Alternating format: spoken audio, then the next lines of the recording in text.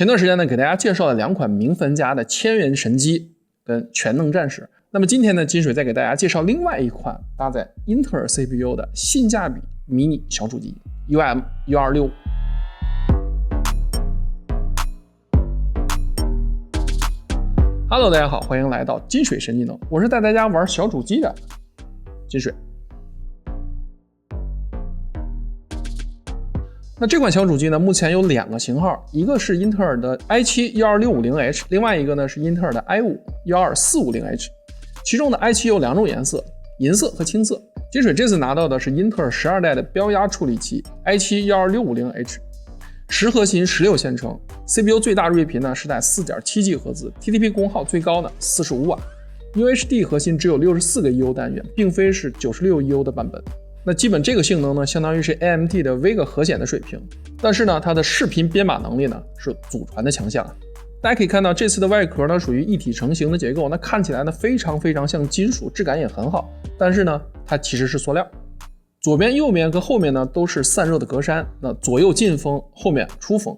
正面呢一个重置的按钮，一个电源按钮，一个 3.5 毫米的耳机接口，一个 USB 3.2 接2。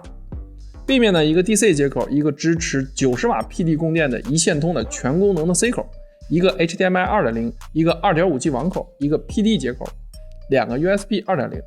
那这次全功能的 C 口跟 DP 接口呢，均支持最高 4K 144赫兹和 HDR 10比特的全分位输出。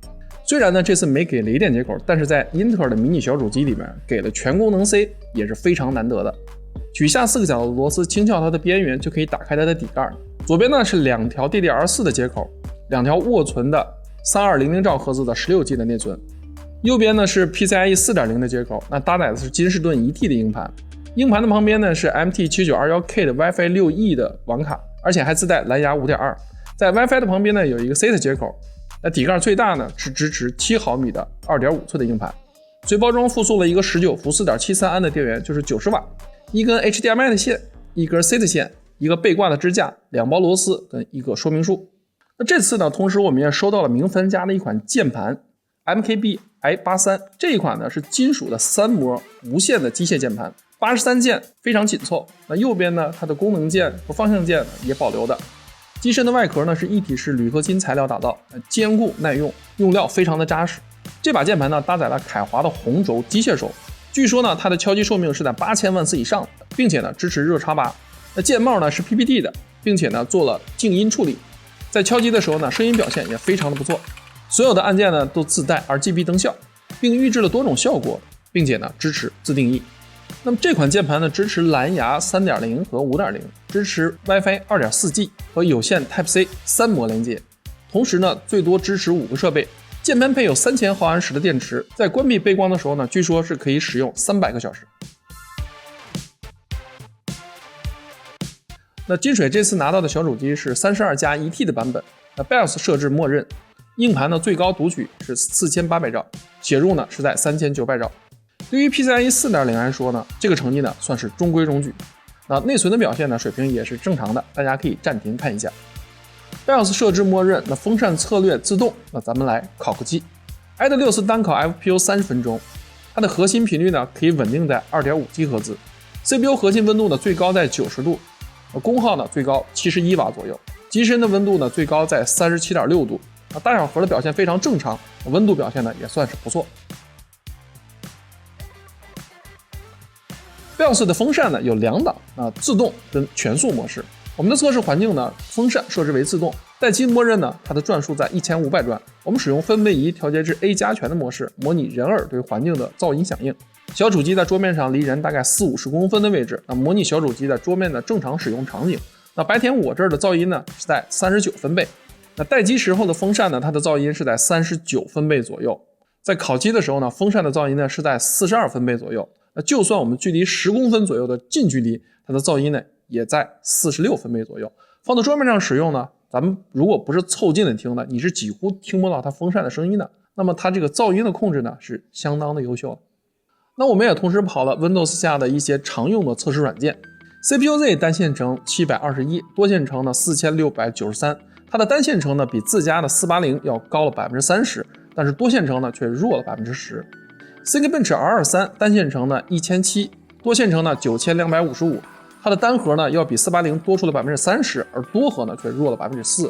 3D Mark TimeSpy 显卡得分呢599分 ，CPU 得分呢3495分 ，PC Mark 基本得分呢9640分，生产力得分呢6927分，内容创作得分呢5774分。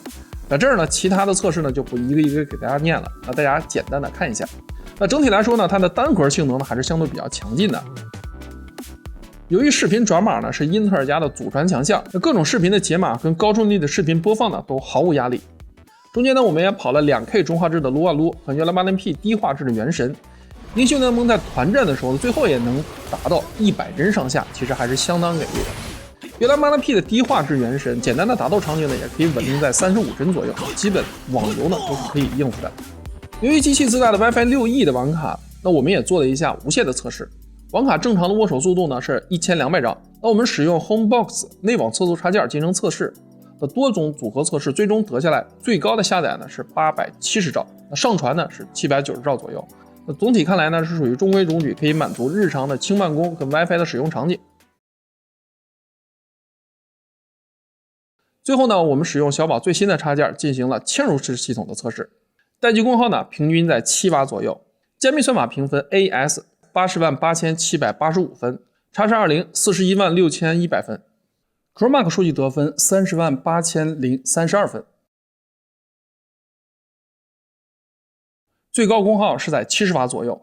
iPop 3打流呢也是可以正常跑满 2.5G 网卡。相信看到这儿呢，小伙伴们都应该对 UM1265 这个小主机呢有一个简单的认识和了解。目前金水测试了大概2-3周左右的时间，整体的使用感受呢其实还是挺好的。虽然它的绝对性能还是略逊于同门的 AMD 的产品，但是呢，英特尔家独门的视频解码这个能力呢还是非常优秀的。虽然呢没有雷电接口，但是呢也配有全功能的 Type-C 接口 ，PD 90瓦一线通跟 DP 的输出。只不过呢是你在使用一线通显示器的时候呢，需要把 TDP 功耗在 BIOS 里面呢设置到35瓦，或者呢你可以换一个输出更大的电源才可以。UN1265 的这小主机呢，基本上可以满足绝大多数家庭用户或者是办公使用场景的需要。它的散热呢和噪音也非常之优秀，丰富的 I/O 接口呢也提升了它的可玩性。那这个性能跑个 OP 或者虚拟机呢是完全没有任何问题的。那在目前的这个价位段呢，可以说是一个非常有性价比且颜值在线的水桶机了。好了，那今天的内容呢就先到这里，希望可以在你选择小主机的时候呢给你一些的帮助。那么感谢大家的点赞、评论和转发。YouTube 小伙伴呢记得点开那个订阅的小铃铛，这样你才不会错过我任何一期最新影片的推送。你的每一次点赞、评论和转发都是我不断更新的动力。感谢大家收看金水神技能，我是金水，咱们再见。